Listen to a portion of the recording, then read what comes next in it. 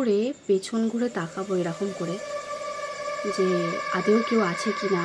সাহস করে একদম মানে ভয় লাগছে যে সাহস করে এরকম যদি ঘুরি, যদি কিছু হয়ে থাকে সে যদি আমার সামনে চলে আসে, আমার এই ভয়। এবার আমাদের বাড়ি দিনটা ছিল অমাবস্যা, তখন বাজে রাত 12:30। কালী পুজো হচ্ছিল আমার বাড়ির পেছনে, যে শ্মশান কালী পুজো হয় না, সেই শ্মশান কালী পুজো হচ্ছিল। আমার দিদিদের বাড়িতেই হয় এই পুজোটা। তো আমি সারাদিনই বাড়িতে একা ছিলাম। মা গিয়েছিল মামার বাড়ি, মা মামার বাড়ি থেকে ফিরছিল 12:30 বাজে। তখন আমাকে ফোন করে বলে যে একটু এগিয়ে আয় না, আমার হাতে ব্যাগ আছে, আমি একা যেতে পারছি না। তো আমি কিছুটা এগিয়ে যাব বলে মা ফোন করেছিল, আমি ফোনটা বাড়িতেই রেখে গিয়েছি। তো আমি তখন সবে ঠাকুর এসছে, 12:30 বাজে, আর তখন রাত করেই হয় শ্মশান কালী পুজো, তোমরা জানো। তো তখন সবে ঠাকুর ঢুকছে, খুব জাঁকজমক, চারিদিকে আলো, গান ফান বাজছে। আমি ওখান থেকে এগিয়ে যাই মায়ের। আর আমাদের পাড়াটা হচ্ছে কি বলতো, বাঙালি মুসলিম আমরা সব মিলেমিশে থাকতাম। তো সেখানে কি হয়েছে, আমাদের পাড়াটা, আমার বাড়ির পেছন দিকে হচ্ছে রেল লাইনে প্রচুর মানুষ মারা গিয়েছে। তো সেখানে রাত 12:30 মানে আমাদের পাড়াটা প্রায় নিঝুম, সবাই ঘুমিয়ে পড়েছে। যে কটা বাঙালি আছে সে কটা শুধু জেগে আছে, যেহেতু পুজো হচ্ছে 2-4টে আশেপাশে, বাদ বাকি সবাই কিন্তু ঘুমিয়ে পড়েছে, অন্ধকার। এবার পোস্টারের যে আলো হয় না, সেই পোস্টারের আলোটাও সেদিন বন্ধ ছিল, শুধু একটা মানে একটা গ্যাপে আর একটা গ্যাপে পোস্টারের আলো হয়। তো একটা পোস্টারের আলো জ্বলছিল, তাও আবার হালকা, মানে যেটা জোরালো হয় আলোটা সেটা নয়, হালকা। তো আমি যাচ্ছি, ঠিক আছে, মা আসছে অনেকক্ষণ মাকে দেখিনি, তাড়াতাড়ি করে যাচ্ছি। হঠাৎ করে দেখি আমি যাচ্ছি, আমার সামনেই, আমার মতো নয়, আমার চুলটা ধরো এতটা লম্বা, আমার চুলটা খোলা ছিল, আমি মাথায় ছিল না চুলটা বাঁধবো, চুলটা খোলা, আমার চুলটা এতটা মতো লম্বা ছিল। তো আমার সামনে একজন হাঁটছে, তার চুলটা কিন্তু এতটা, আবার মানে একটা ছেলের চুল যেরকম হয় সেরকম টাইপের, চুলটা ছোট। যদি আমারই ছায়া পড়বে তাহলে আমার মতোই দেখতে হবে, ছায়াটা লম্বা চুল হবে, সব কিছুই আমার মতো হবে। আমি যে কুর্তি পরেছিলাম, কুর্তি দেখাবে সব কিছু, কিন্তু না, একটা ছেলের জামা প্যান্ট। আমি যে সাহস করে পেছন ঘুরে তাকাবো এরকম করে যে আদেও কেউ আছে কি না, কেউ আমার পিছু নিচ্ছে, হতেই পারে কোনো ছেলে ছোকরা রাতের বেলা মেয়ে বেরিয়েছে, তো আমি দেখবো, সেটুকু আমার মনে সাহস হচ্ছিল না। আমি শুধু নিঃশ্বাস বন্ধ করে, মানে এক নিঃশ্বাসে হেঁটে যাচ্ছি আমি তাড়াতাড়ি করে। এবার আমার সাহস একদমই হচ্ছিল না যে পেছনে, আমি বলছি আমি ঘেমে যাচ্ছি, বিশ্বাস করো। পিছন থেকে ঘুরে তাকাবো, দেখতেই একটা ছায়া, আমি যত তাড়াতাড়ি হেঁটে যাচ্ছি সেই ছায়াটাও তাড়াতাড়ি করে হাঁটছে আমার সাথে। সাহস করে একদম মানে ভয় লাগছে যে সাহস করে এরকম যদি ঘুরি, যদি কিছু হয়ে থাকে, সে যদি আমার সামনে চলে আসে, আমার এই ভয়। এবার আমাদের বাড়ি থেকে একটু দূরেই ছিল খিরিজ গাছ, আর ওই খিরিজ গাছে একজন থাকতো, একটা দাদু, মানে সবসময় গরমকালে বলো সবসময় শুয়ে থাকতো। ওই গাছটা গোড়াগুলো এরকম চওড়া হয়, তো ওই গাছেতেই ঘুমাতো। রাত্রি 12টা-1টায় লোক গেলে ভয় লাগতো না যে একটা মানুষ আছে ওখানে ঘুমিয়ে। খুব পুরনো মানুষ, কিন্তু সে মারা যায়। আর ও খিরিজ গাছটাতেই সবসময় থাকতো, খিরিজ গাছ না সিরিজ গাছ যাই হোক কিছু বলে, তো ওখানে সবসময় থাকতো। আমি দেখছি পোস্টারে আলোটা যেটা হালকা জ্বলছিল হঠাৎ করে বন্ধ হয়ে গেল। তোমার কেমন লাগবে বলো তো, সাডেনলি তুমি হাঁটছো, ওখানে কেউ নেই, রাস্তাঘাটে সবাই বাড়িতে ঘুমাচ্ছে, একটু শীতকাল, ঝিঝি পোকা ডাকছে, নিস্তব্ধ, সেখানে হঠাৎ করে যদি লাইটটা সাডেনলি অফ হয়ে যায়, মানে কি যে হচ্ছিল, আমি এত ভয় পেয়ে গেছিলাম। খালি ভাবছি, এবার দূরে, অনেক দূরে দেখতে পাচ্ছি একটা পোস্টারে আলো জ্বলছে, আর কিছু লোক বসে আছে, মনে হলো, আচ্ছা দূর থেকে বেশি দেখতে পাচ্ছি না, পরপর গাছ আছে। তো আমি কি করছি, ওই আশায় তাড়াতাড়ি করে যাচ্ছি। এবার তোমরা একটা কথা বলো, যদি কেউ ছায়া, মানে আমারই যদি ছায়া পড়ে, তাহলে নিশ্চয়ই আমার যেমন পায়ের আওয়াজ হচ্ছে, এক্সট্রা কারোর পায়ের আওয়াজ হবে না। আমি দেখতে পাচ্ছি কারোর একটা পায়ের আওয়াজ হচ্ছে, মানে খুব তাড়াতাড়ি করে আসছে। আমি যে চুলটা নিয়ে ভয় লাগছিল, যে রাতের বেলা চুল খুলে বেরিয়েছে, চুলটা যে গোটাবো, আমার কোনো কিছু মাথা কাজ করছে না, শুধু মনে হচ্ছে আমি ওই জায়গাটা থেকে কখন বেরিয়ে যাব। আমার এত ভয় করছে, আর মনে হচ্ছে মা যেন তাড়াতাড়ি চলে আসে, তাহলে একটু ভয়টা কাটবে। কি বলবো, সেই দিনটা আমার এখনও মনে আছে। আর আমাদের পাড়াটা কি বলতো, সামনেই রেল লাইন, বললাম রেল লাইনে প্রচুর মারা গিয়েছে, অপঘাতে মৃত্যু, যে অ্যাক্সিডেন্টাল কেস ঘটেছে এরকম কোনো কারণ নেই। মানে যে একটা মানুষ ধরো রাস্তা দিয়ে হাঁটতে একটা গাড়ি তাকে চাপা দিয়ে দিল, ঠিক আছে, এটাকে অ্যাক্সিডেন্টাল কেস বলি, কিন্তু অপঘাতে মৃত্যু মানে সুইসাইড করা, কেউ কিছু একটা বাচ্চা ছেলে বলবো না, মানে ওই 12-13 বছরের একটা ছেলে, তার একটু প্রবলেম ছিল এখানটা।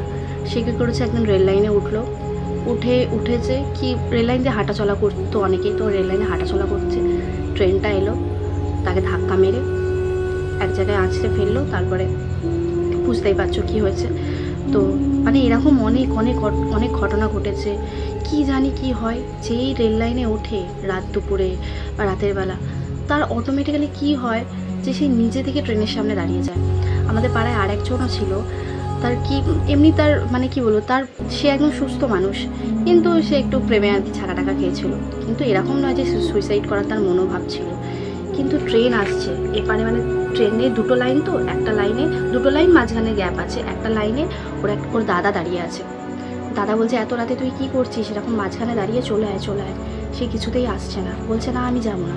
ট্রেনটা আসছে, ওর দাদাটারও কী হয়েছিল জানি না, দাদাটাও ওকে আনতে মানে গিয়ে যে হাতটা ধরে টেনে নিয়ে চলে আসবে পারেনি।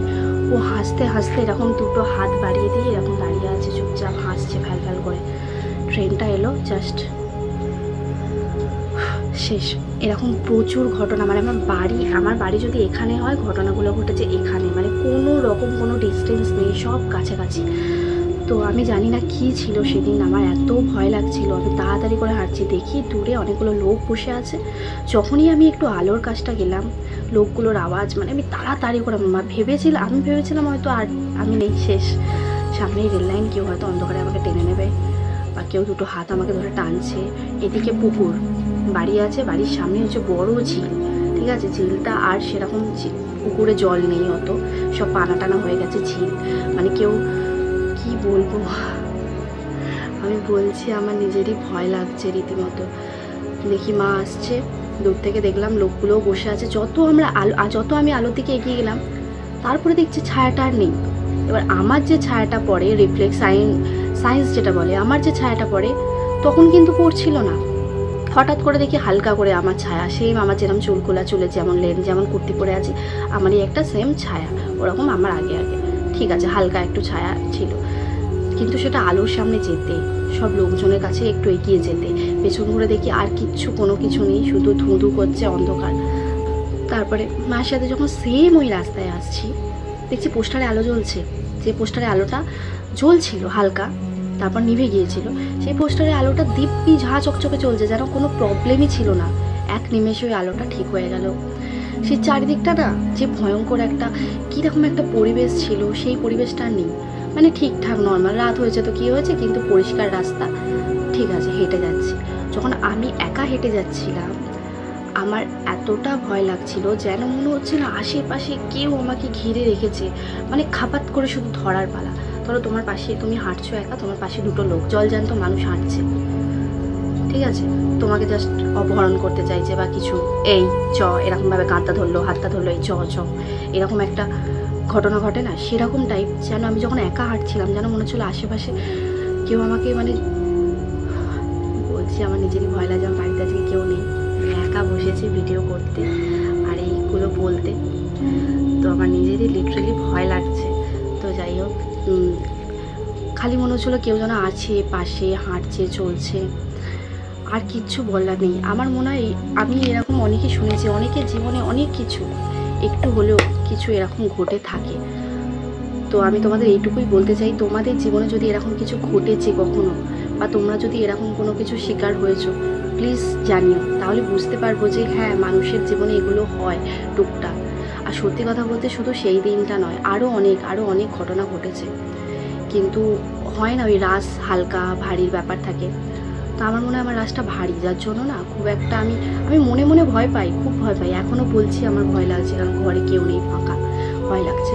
কিন্তু তবু কোনো সিচুয়েশানে যেখানে আমার ভয় পাওয়ার দরকার, সেখানে না আমি একটু নিজেকে স্ট্রং রাখার চেষ্টা করি। কারণ যখন তুমি ভয় পাবে, তখন সেই জিনিসটা বেশি তোমাকে আঁকড়ে ধরবে। একটা মানুষ যখন তোমাকে ভয় দেখায়, তুমি ভয় পেয়ে যাবে, তখন সে সফল। সেরকমই যখন কোনো কিছুতে তুমি কোনো অন্ধকার জায়গায় তুমি ভয় পাচ্ছ, তার মানে সে কিন্তু সফল তোমাকে ভয় দেখাতে। তো আমি সেই জায়গাটা নিজেকে চেষ্টা করি স্ট্রং রাখতে। আমি অনেক জায়গা দিয়ে ক্রস করেছি, একা এসেছি, অনেক কিছু ভুল ভাল ঘটেছে।